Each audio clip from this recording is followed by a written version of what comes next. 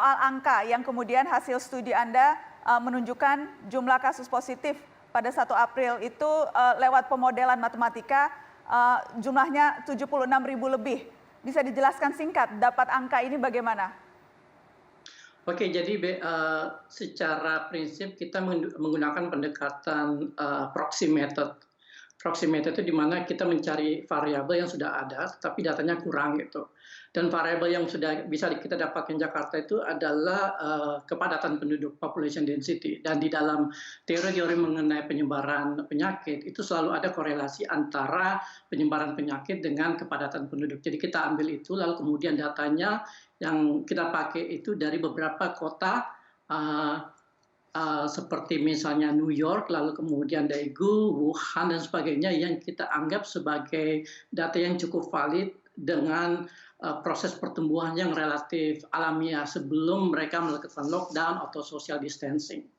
Jadi 6 data ini kita pakai, lalu kemudian kita membuat korelasi antara percepatan penyebaran penyakit dengan densitas penduduk di Kota Jakarta, dan akhirnya kita mendapatkan angka 76.000 itu.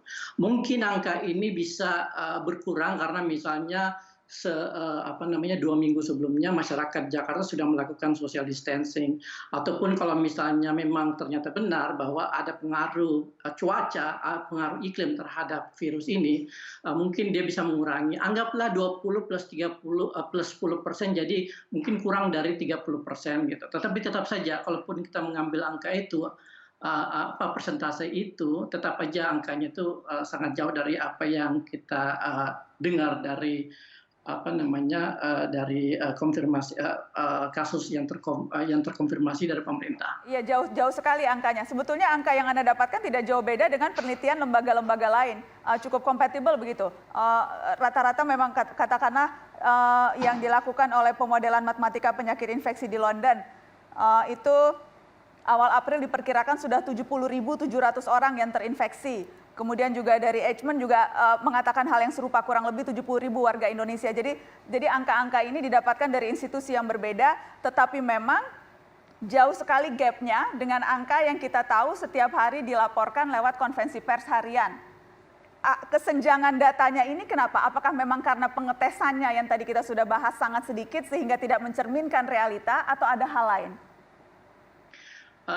Pertama, ada 2 saya pikir. Pertama itu faktor intensional. Dari awal memang kita lihat bahwa pemerintah cenderung menganggap enteng permasalahan ini, dan ini mungkin menjadi faktor mengapa angka ini itu, data yang dikeluarkan pun itu tidak terlalu transparan. Yang kedua, faktor yang sifatnya unintentional, karena keterbatasan infrastruktur, kesehatan, keterbatasan perlengkapan dan sebagainya, sehingga kemampuan kita itu memang sangat terbatas dibanding negara-negara lain gitu.